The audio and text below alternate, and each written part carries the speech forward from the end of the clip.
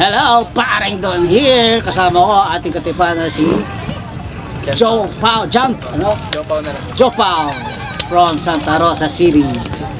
At ituturo namin sa iyo, ituturo ko sa kanya. Habang tinuturo ko sa kanya, nalalaman nyo na rin kung paano tugtugin ang kantang QC. Okay? QC by Zilb. So ayan, hindi ko pa naituturo yan. Tama-tama, ito kasama ko si Joe Pao. At madali lang yung kanta. 3-chord song lang. Kaya maiintindihan yung maigi ito. Kaya ayan, meron akong backup tutor. Magaling na to, hindi ko na kailangan turuan to. Pero yung chords, babanggitin ko na lang para tugtugin namin. Alright, so 3 chords lang siya. Although 3 chords na madali lang pati yung may mga may mga variation pwede mong gawing patunog dito sa kantang ito. Kumbaga pwede kang mag-drop D. Marunong ka ba mag-drop D? Kumbaga yung 6 string i-drop sa tunog na D. So, yan, isang pwedeng gawin natin. Pero bago tayo mag-drop D, yun na muna walang drop D. Okay? So, standard tuning, no drop D. Sasamahan ka sa G. Okay? Actually, G major 7. Ang gusto kong ginagawang G major 7. So, di ba G. Ang ginagawa ko, magiging mute yung 5th string. Tapos ito nga palasing singa, ring finger, 2nd string, 3rd fret. So, ang mangyayari, kaya nilabas yan hintuturo. Kasi yan yung magiging 1st string, 2nd fret. So, ayun, mute yung 5th string. Okay? So, ayan. G major 7. So, sa maganda tunog. Okay lang na G, pero maganda tunog dito sa kantang ito. Maganda yung G major 7 para dito sa kantang ito. Sasamahan ka sa QC. Ang sarap pakinggan kung puro down. Kumbaga, yung dating ng kanta, ganun eh.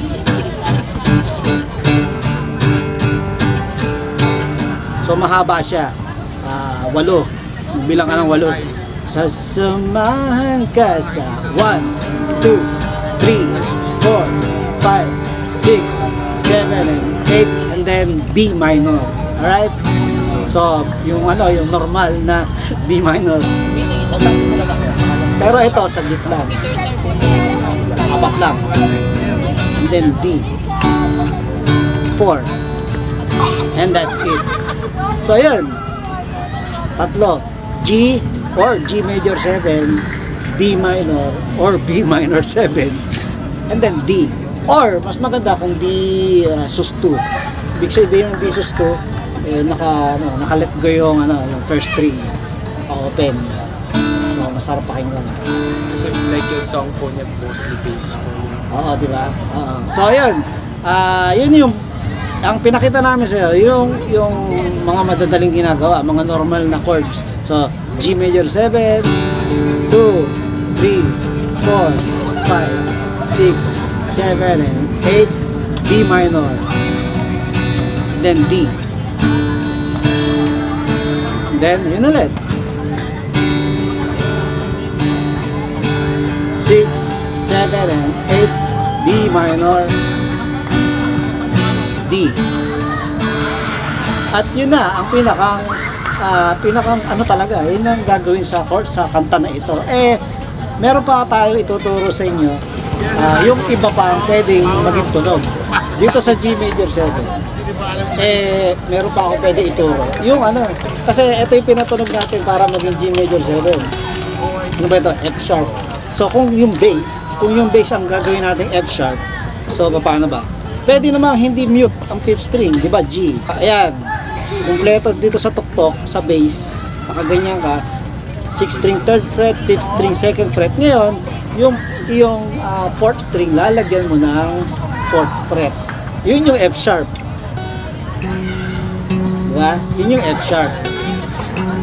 So, yun. Para maging G major 7. Mas maganda, hindi aabot sa 1st string. At isa pang mas maganda, pwede nga i-mute na lang ulit yung 5th string para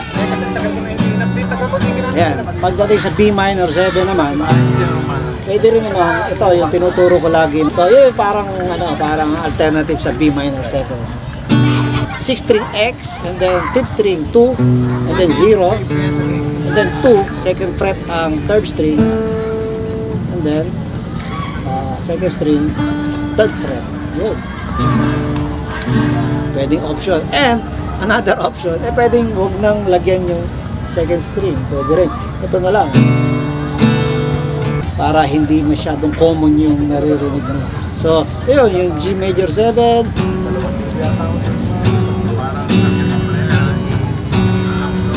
then yung alternative na B minor. And then D sus 2. Actually, pwede rin yung ito. Kasi gustong-gustong tumutunog yung F sharp sa kantang ito. Yung D, pwede mong lagyan ng D F sharp. Yes, D F sharp, pero hindi sa tuktok. Dito sa fourth string, sa fourth fret. Maganda rin ang tunog niyan para lagi tumutunog siyang F sharp. Mag-drop D naman tayo. Para maituro ko sa iyo yung tatlong chord na drop D dito sa kantang ito, sa QC. So tutunog D siya. 6 string, ibababa mo. Drop. O, silipin mo na lang. Pag drop D, ang G mo dito, tututukan mo yung tatlong string sa taas. Actually, dapat kumpleto siya. Pagka kumpleto, yun yung pinakang-common, ito yung pinakang-common na tipa. So, nandiyan sa screen naman yung tipa. Alam mo na to? Ako kasi, tamad kasi ako eh. Pagka yung hindi naman masagwa yung tunog, nilelet go ko nung tumunog yung tatlong string sa baba. So, naka 5th fret ka, tatlo sa tuktok. Yung tatlo, naka-open lang. Hindi naman pumapang. Hindi naman masagwa eh. And then B minor, dito ang B minor actually. Sa 9th fret. And then D. So, pwede kang mag-D kasama yung D sus mo. Okay? So, yun. Again, ang G natin,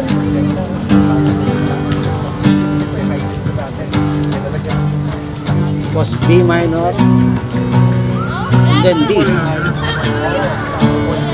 Ngayon, nakikita ko yung live, lalo na yung nasa Wish sila. Dito sila nag-B minor eh, nakikita ko. Pero okay lang yun, naituro ko na naman kanina. Kanina ang mga tipa na kung ano man pwede, B minor 7, or yung parang pwede rin naman, eto lang. Depende lang po sa version. Oo, may mga version na. Kumbaga, para lang, kasi yun lang yung yun lang yung chords. Parang nakaka-boring. Pwede mong paltan, pero yun pa rin yung chord, di ba? Yes, Para nag-iiba yung yung performance mo. Nag-iiba yung mga tunog, pero the same chords. Para malaman nyo lang kung ano-ano yung pwedeng mapatunog. Ito pa pala, ang hindi ko na ituturo sa B minor, yung power chord talaga na pwede mong pakawalan yung dalawang string sa baba. So, tatlong string ang naka-power. Kumbaga, tatlong string ang nakatapak. Thank you sana ako. So, 5th string second, 4th string fourth, and then 3rd string fourth. Tapos open yung dalawa. Ito, hilig ng to eh. Kamikaze. Hilig nila sa ganito, may open yung dalawang string sa baba. So, ayan pa pala, hindi ko na ituro na B minor. So, yan ay power kasi kahit major or minor, hindi masusintonado yan. So, ayun.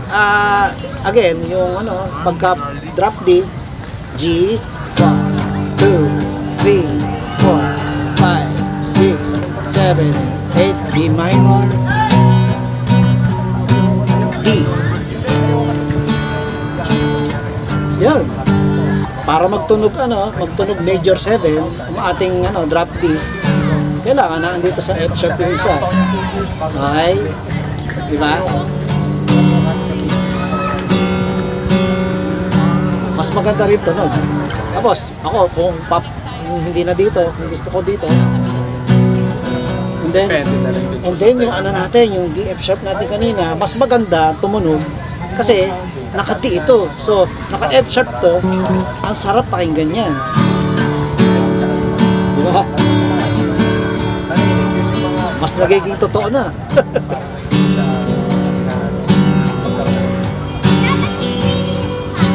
D minor. Oh, di ba? Sarap pakinggan. So, yun.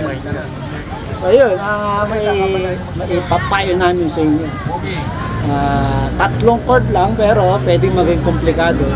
At pwedeng cool na cool ang tunog. Di ba?